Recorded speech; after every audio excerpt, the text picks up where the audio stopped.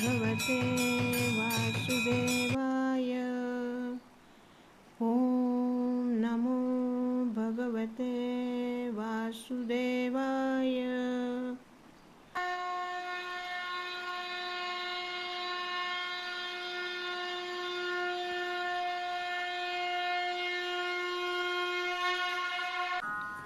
ॐ गं गणपतये नमः। नमामि देवं सकलार्थदं तं सुवर्णवर्णं भुजगोपवीतं गजाननं भास्करम् एकदन्तं लम्बोदरं वारिभावसनं च। श्रीमद् भागवत महापुराण के चतुर्थ स्कंद के 9वें अध्याय में भक्त ध्रुव ने भगवान नारायण की जो स्तुति की है, उस स्तुति का आज हम गान करेंगे। स्तोत्र श्रृंखला में आज भक्त ध्रुव के द्वारा गाई हुई नारायण की स्तुति का गान करेंगे। भक्त ध्रुव की घोर तपस्या के बाद भगवान नारायण प्रकट हुए। भगवान नारायण की कई लोगों ने स्तुति की है। यद्यपि भागवतम में भगवान की स्तुति में ऐसे कई स्तोत्र शामिल हैं, परंतु ध्रुव की गाई हुई इस अद्वितीय स्तुति इसका स्वतंत्र स्थान है, क्योंकि यह स्तुति उस छोटे से बालक द्वारा की गई है जिसमें पहले एक शब्द भी बोलने की हिम्मत नहीं थी या वह बोल नहीं पाता था। लेकिन जो भगवान ने उसके दाहिने गाल को शंख का स्पर्श किया, वह तुरंत पूर्ण रूप से भीतर से प्रेरित हो गया। इसे स्वयं भगवान की प्रामाणिक आवाज भी माना जा सकता है। स्वाभाविक रूप से इसमें सभी वैदिक और वेदांतिक शिक्षाओं का सार शामिल दिखता है। भक्त ध्रुव अपने उस निष्ठा के साथ ऐसी तपस्या में लीन था, उसका एक ही उद्देश्य था कि उसे ऐसा स्थान प्राप्त हो जिस स्थान से उसे कोई भी हिला ना सके, और यही उद्देश्य लेकर और भगवान और वह उद्देश्य नारायण के अलावा और कोई भी पूर्ण नहीं कर सकते। यह बात उसके मन में दृढ़ हो चुकी थी और इसीलिए उसने भगवान नारायण की तपस्या शुरू की। अपने गुरु का आदेश मानकर, और उसके गुरु थे देवर्षि नारद। देवर्षि नारद ने उस बालक को ओम नमो भगवते वासुदेवाय इस मंत्र का जप करने के लिए कहा, और वह बालक उस मंत्र का जप करने बैठ गया। दृढ़ विश्वास, एकनिष्ठा, दृढ़ संकल्प और इच्छा शक्ति के बल पर उस बालक ने भगवान नारायण को प्रकट किया।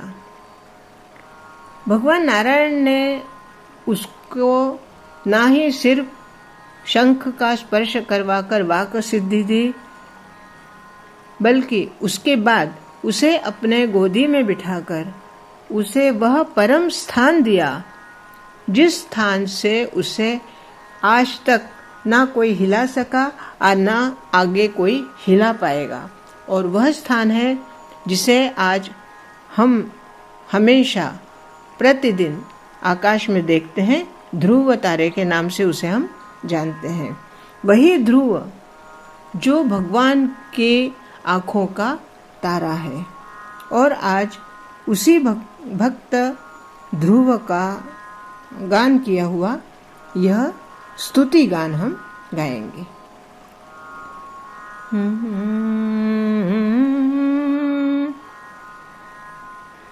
योऽन्तः प्रविश्य मम वाचमिमां प्रसुप्ताम् सञ्जीवयत्यखिलशक्तिधरस्वधाम्ना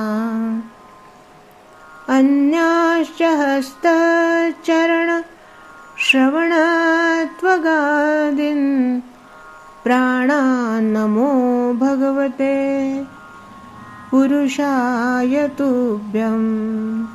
ॐ नमो नारायणाय।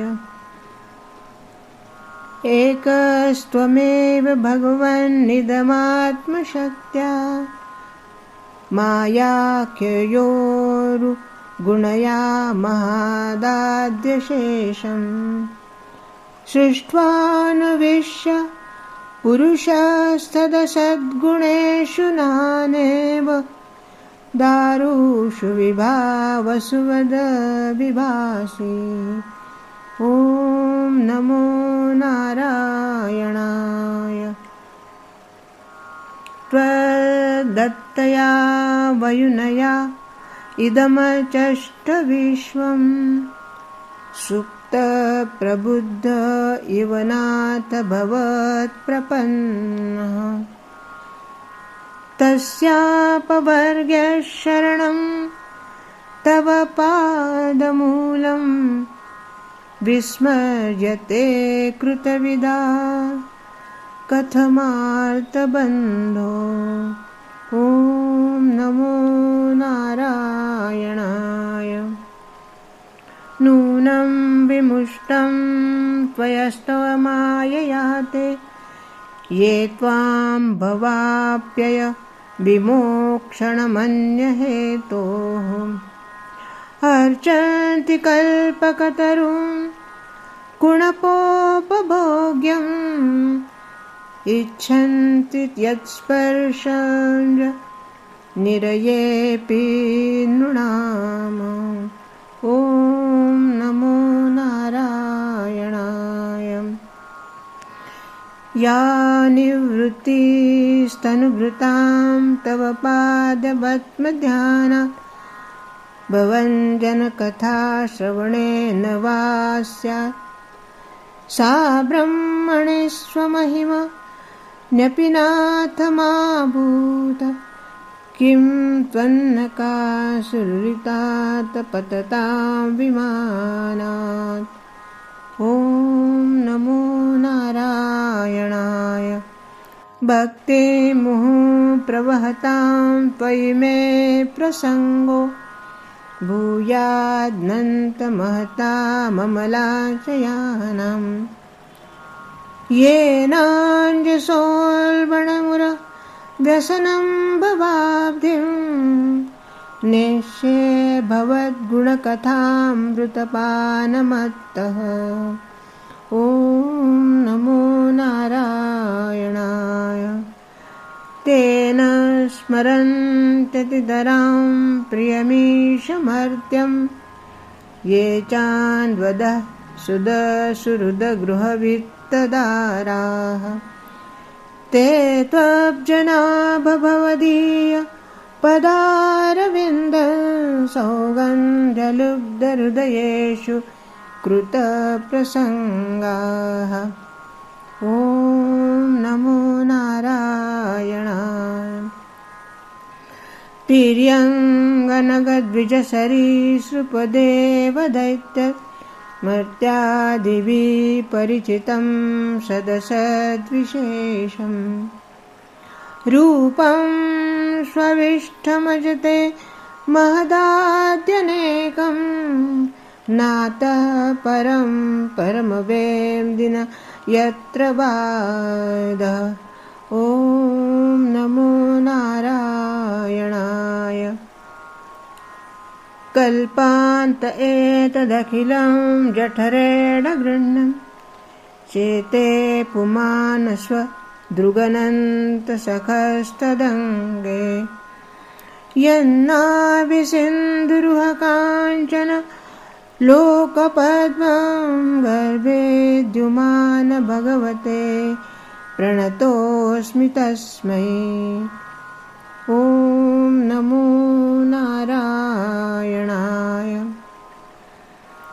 त्वं नित्यमुक्तपरिशुद्धविबुद्ध आत्मा कूटस्थ आदिपुरुषो भगवांस्त्वधीश।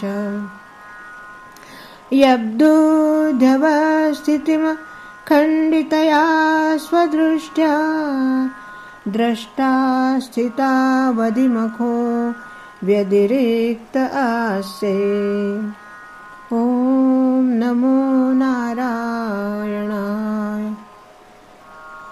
यस्मिन् विरुद्धगतयो यनिशं पतन्ति विद्यादयो विविधशक्तय आनुपूर्व्यात् तत् ब्रह्म विश्वभवमेकम् अनन्तम् आद्यम् आन्तमात्रं विकारमहं प्रपद्ये।